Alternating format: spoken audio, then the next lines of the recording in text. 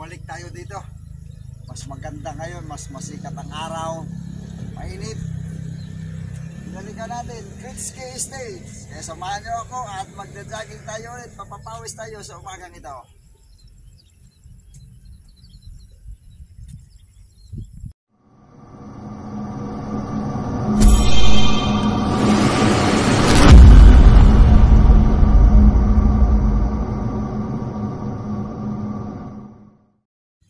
Meron akong nakitang nagtutulak doon, ano, pupuntahan natin at tutulungan natin.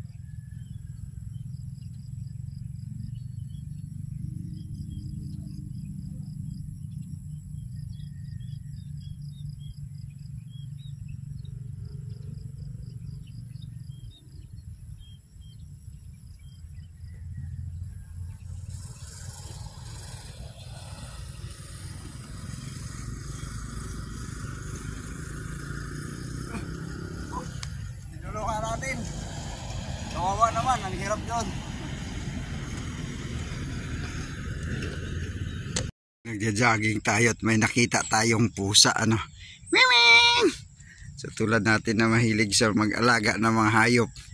Miming! So lalapitan ko siya. Miming! Kung mukhang mailap, ayaw magpalapit. Miming!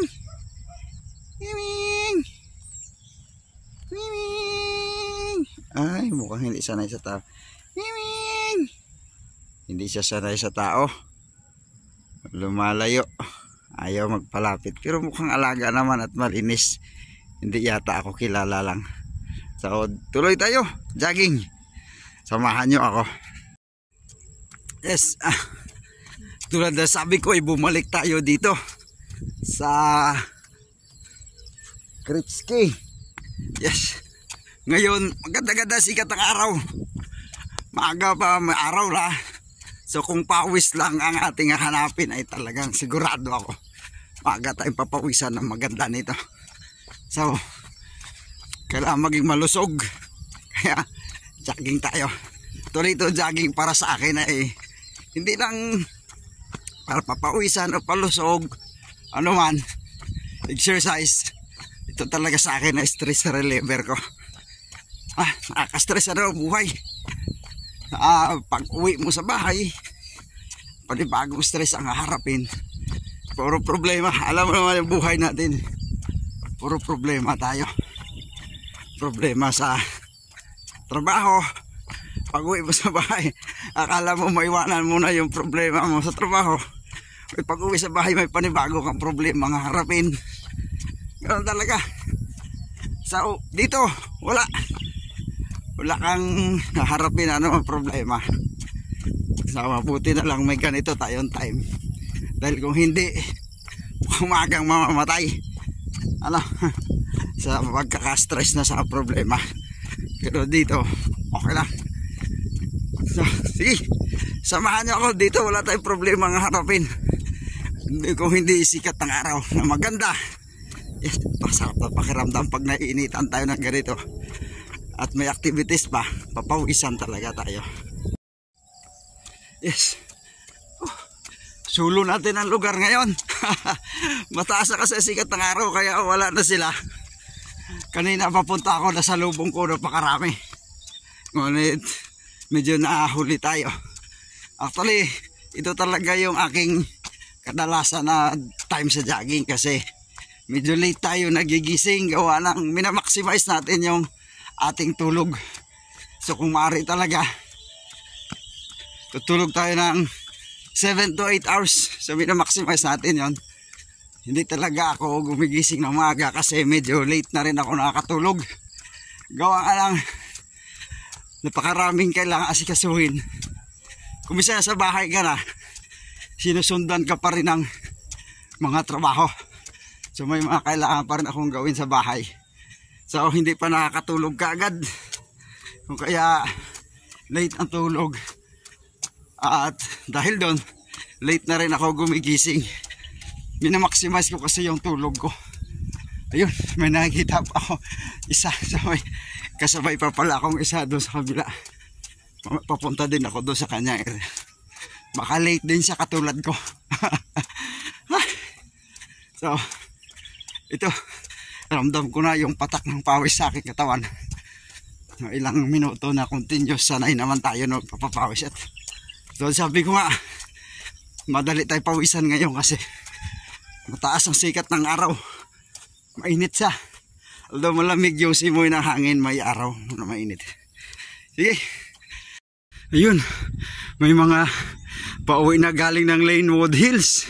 Sabi ko pupunta tayo doon pero hindi tayo natuloy doon ngayon. Ayun sila. Dami kong doon pala ako tumuloy kanina. May kabatian sana ako ng good morning. Dito ay good morning self. No. Yung dito na mga nagjogging maagang nag-uwian. Doon pala sa Lanewood Hills kung tumuloy ako ay may mga nakasabayan pa ako. Pauwi na sila. Actually itong area to halos puro sold na. Soon to develop na subdivision. Pero ito may available pa akong nakita. May ilan pa. Pakaganda dito sa side na to, halos sold na lahat. Nakikita natin. Dito may available pa. Itong area na ito available pa. Pero itong side na to halos develop. Sold na. Lalo na doon sa medyo elevated na area. Halos lahat ay sold na. Yun, may mga ibon lumilipad-lipad. Dito lang sa gilid ng Chiang Kai-shek College, so lang sabi ko binalikan natin. Bumalik tayo rito. Doon sa kabila ang Chiang Kai-shek College. Ito ay Kritsky Estates yan. Available pa itong mga side na ito. Doon sa elevated kasi tanaw na tanaw mo ang Laguna area at saka Metro Manila. Lalo pag nanagsikan ang third floor ka siguro doon. Kaya unang na-sold mga unit doon. Ito medyo elevated na. Sunod-sunod na ng mga sold na. Yan. Yung sa baba ang mga medyo hindi pa. Yan. Sunod-sunod puro sold na. Oh, daming ibon, ganda tingnan. Yeah, sold na sila. Elevated area kasi dito kaya una talagang mabili. Tanaw na tanaw mo ang Laguna Bay at saka Manila area. Yun know. Yan, halos lahat sold na dito. Dito sa area na ito. Pinipili ng mga tao ang elevated area. Kabilaan yan, sold na rin. Sa kabila, sold na rin siya. Yeah.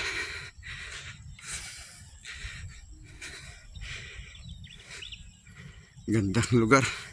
Yeah, sold na rin siya. Yes, kabilaan yan, halos puro sold na.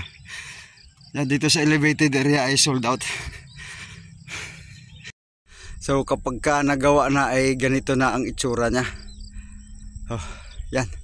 Dito tayo nanggaling. Yan, yung may kotse na yan. So ito na yan siya. So may mga supermarket na itatayo. Yeah. So ang ganda. Saan kaya ako dyan? Pick and save. Ang Chiang Kai-shek College nandyan. Sa kabila ay supermarket. So ganyan ang magiging itsura niya sa ngayon. Ayan siya. Yun. So paikot dyan. May sa plano ay magiging ganyan. Napakaganda. Hindi magtagal at ganyan na yan. Yung natanaw ko kanina rito na couple. Akala ko nga mag-isa lang. Couple pala na nagja-jogging. Wala na. Pagdating ko wala na. So mukhang umuwi na at siguro maaga pa sila dumating. So ngayon basa yung lawn. Sabi ko ay masarap sana maghiga-higa. Pero basa yung lawn. Ayan yung mga damo ay basa. Mga fragrass. Yes. Basa siya. Kung masarap sana mag-relax-relax sa pagod ng biyahe. Basically, ito yung ano kasi office ng Kritsky. Estates o siguro clubhouse, Kritsky Estates ng Thailand. Dito tayo.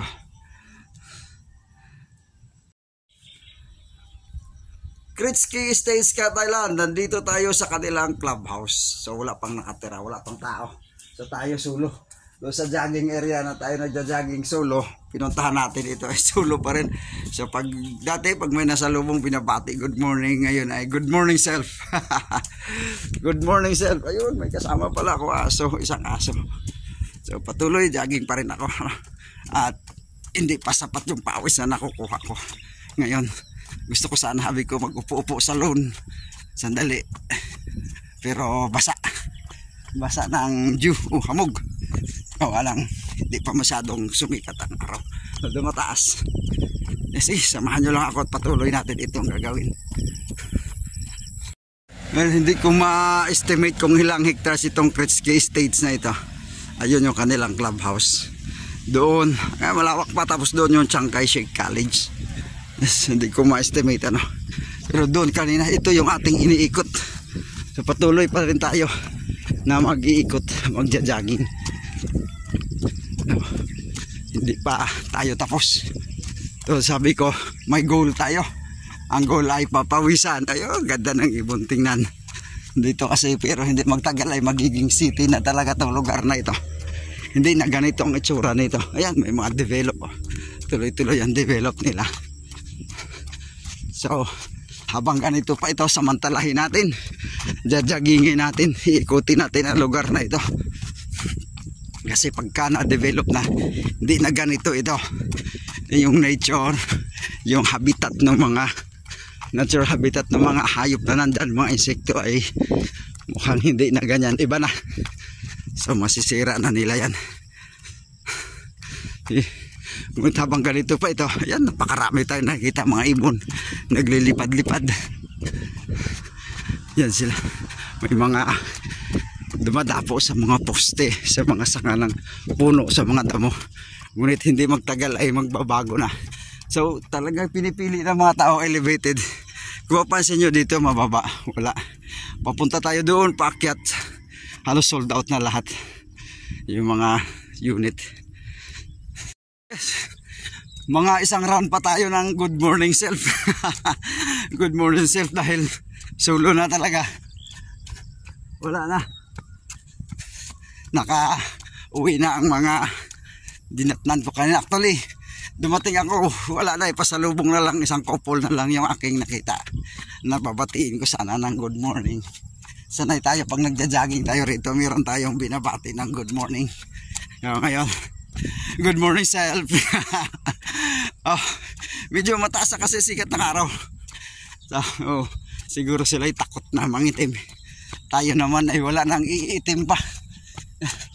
So pumuti lang ng konti, gawa ng trabaho na hindi naiinitan. Pero basically talaga ang natural color natin ay dark brown. Dark brown talaga tayo. So tuloy-tuloy pa rin ito. Diretso pa ako, mga isang round pa. So mga 15 minutes pa ito ang isang round nito pagka naikot ko ito. So mahaba-haba pa, kasi ikakat ko lang yung video na ito kasi yung 15 minutes ay mahaba na masyado para sa ganito.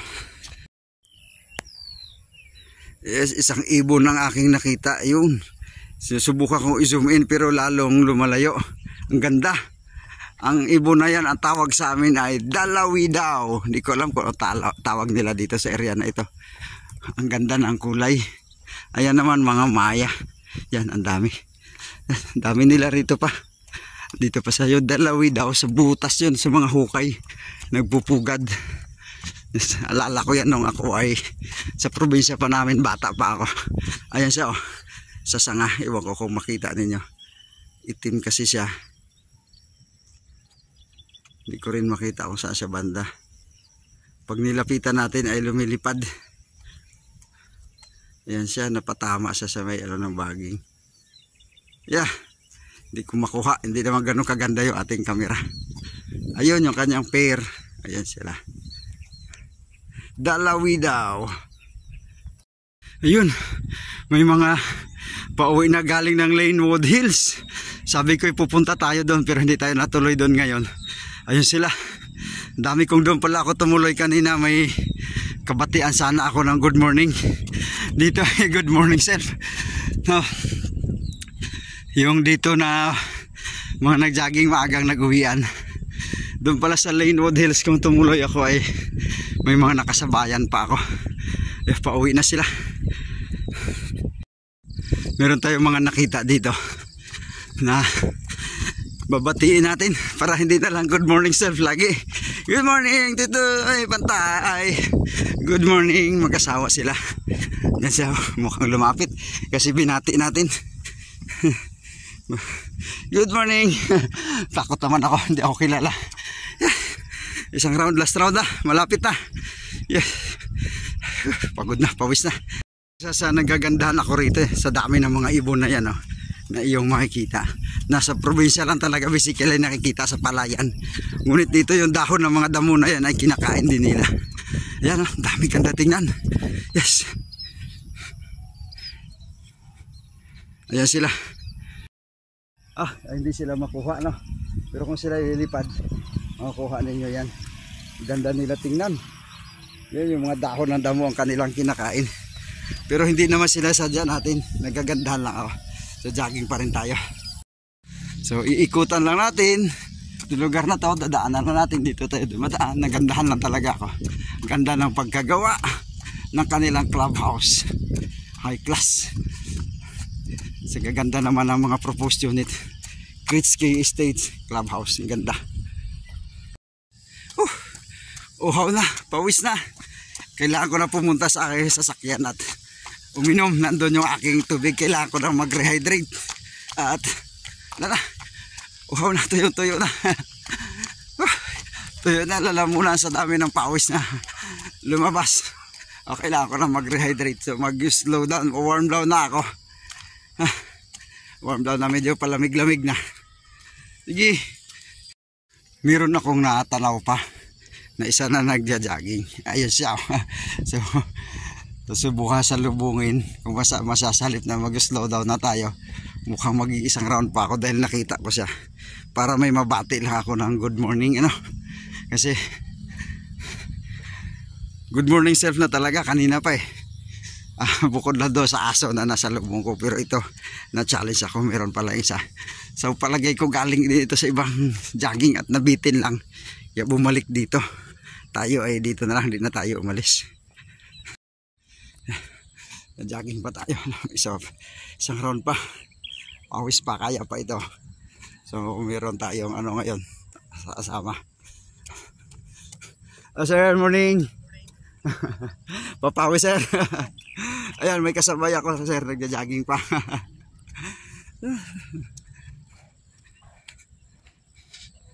Yes. Hindi tayo na good morning self. At least may isa pa. May nabot pa tayo, hindi ko siya kilala. Parang ngayon ko lang siya nakita. Nag-try lang yata dito. Actually second time ko pa rin naman dito. Ayun na siya, papunta na siya doon sa area na yan. Yun, doon na siya bumalik. Diyan ako umiikot kanina. So doon na siya pumunta. Warm down na, tuluyan na at mahinga na tayo. Tulad na sabi ko, pag nagja-jogging ako ay stress reliever ko ito. Wala akong problema dito. Ngunit nagkamali pala ako. May problema pala ako. Dahil sa mataas sa sikat ng araw, mainit, kinulang yung tubig ko. Wala na. So wala magawa. 7-Eleven may malapit dito. Bitin, uhaw pa, hindi pa tayo na rehydrate. Well, salamat. At si Banggol, pinagpawisan din. Salamat. At napawisan tayo ngayong umaga. Ito yung goal natin sa trabaho. Walang ganito So salamat at napawisan. God bless ating lahat.